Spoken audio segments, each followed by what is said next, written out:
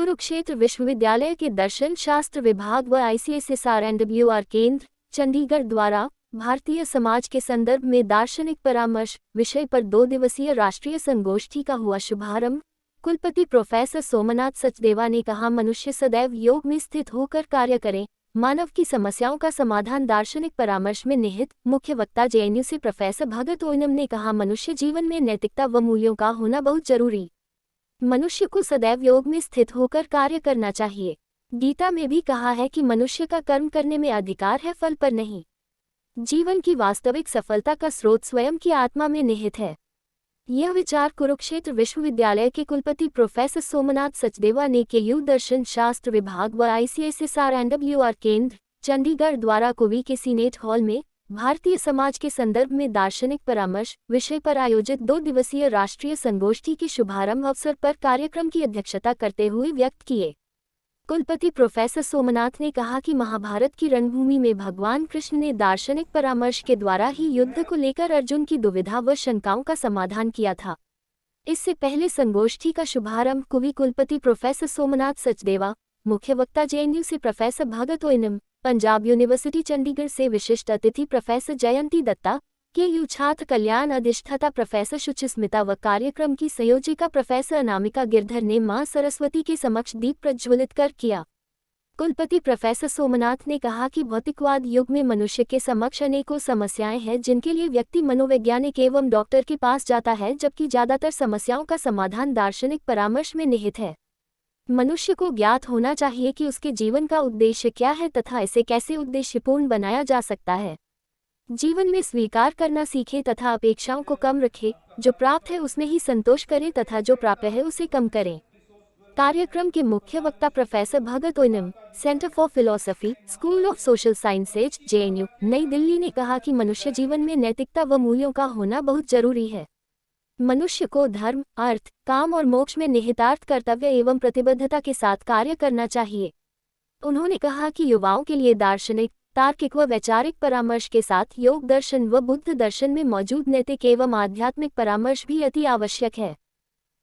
देखिए, philosophical counselling जो है ये सुनने में, कहने में एक नया सब्जेक्ट लगता है, बट ऐसा नहीं है। ये हमारे जो भारतीय दर्शन है ये उसी का ही एक पार्ट है और कुरुक्षेत्र के लिए तो खास रेलेवेंट है, क्योंकि भगवान कृष्ण ने जो महाभारत का युद्ध हुआ, जब अर्जुन युद्ध के दौरान एक ऐसी स्थिति में था जहां उसको ये नहीं समझ आ रहा था कि उसके लिए क्या ठीक है और क्या गलत है, तो भगवान कृष्ण ने उसकी जो एक दार्शनिक परामर्श उसको दिया, वही एक फिलोसफिकल काउंसलिंग के रूप में आजकल के कॉन्टेक्स्ट में हम देख सकते हैं।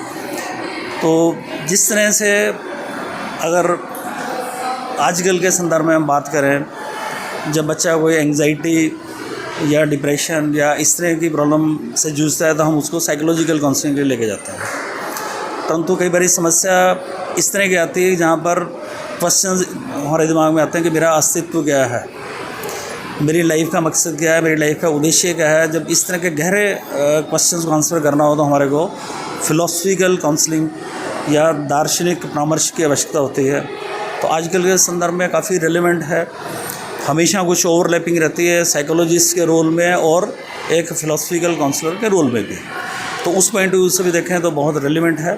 तो मैं बधाई देना चाहूँगा हमारे जो दर्शन विभाग है, हमारा डिपार्टमेंट ऑफ फिलोसफी है, उनकी चेयरपर्सन है डॉक्टर अनामिका, कि उन्होंने आज इतना अच्छा यहाँ पर कार्यक्रम का आयोजन किया और बहुत अच्छी इसमें सहभागिता है।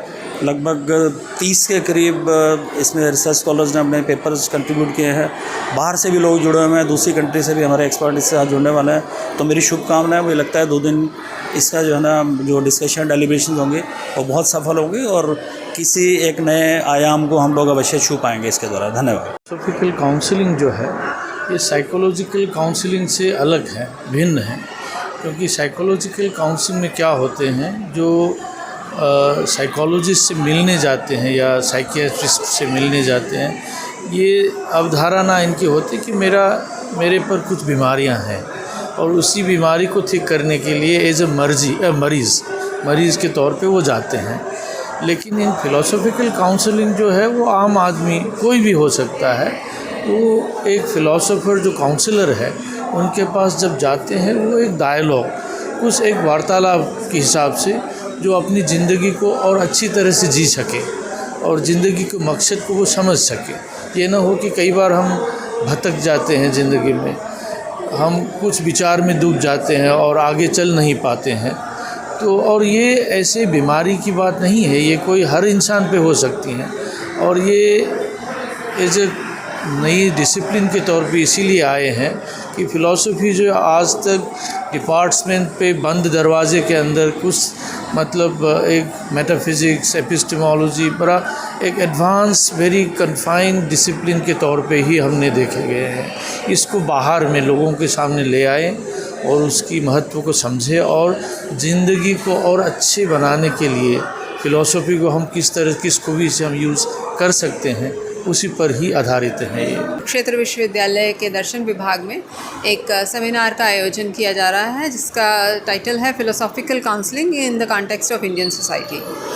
तो इस सेमिनार का जो मुख्य उद्देश्य है वो ये है कि फ़िलोसॉफ़िकल काउंसलिंग या दार्शनिक परामर्श जो है उसको भारतीय समाज के कॉन्टेक्स्ट में देखने की कोशिश है कि भारतीय जो दार्शनिक पद्धतियाँ हैं उनमें कौन से काउंसलिंग के तत्व मौजूद हैं और क्या हम जो वेस्टर्न फ़िलासफ़र्स जिसे फ़िलोसॉफ़िकल काउंसलिंग कह रहे हैं उस दृष्टि से ही हम भारतीय पद्धतियों को भी देख सकते हैं, या हमारे यहाँ हमेशा से ही काउंसलिंग रहा है और हमने सिर्फ तलाशा नहीं है उससे ज़्यादा और उससे हम एक अलग भारतीय दार्शनिक परंपरा के रूप में अलग से भी उसे विकसित कर सकते हैं। ज़रूरी नहीं है कि हम जो पाश्चात्य लोग कह रहे हैं वही फॉलो करें। तो आज इस सेमिनार में हम आने वाले जो टेक्निकल सेशंस हैं उसमें जो मंथन करेंगे उसमें हम देखना चाहेंगे कि किस तरह से क्या निकल के आता है कि कौन कौन से भारतीय दर्शन ऐसे हैं जिनका ख़ास तौर पे हम सीधा काउंसलिंग में यूज़ कर सकते हैं और किस तरह से हम अपने समाज को इस जो दुख और द्वंद्व की जो स्थिति है, सब कुछ होते हुए भी कुछ नहीं है, तो उससे उभार सकेंगे और जनमानस तक हम इस काउंसलिंग को पहुंचा सकें। जो हमारे गुरु करते रहे हैं शुरू से उसको हम आगे बढ़ा सकें।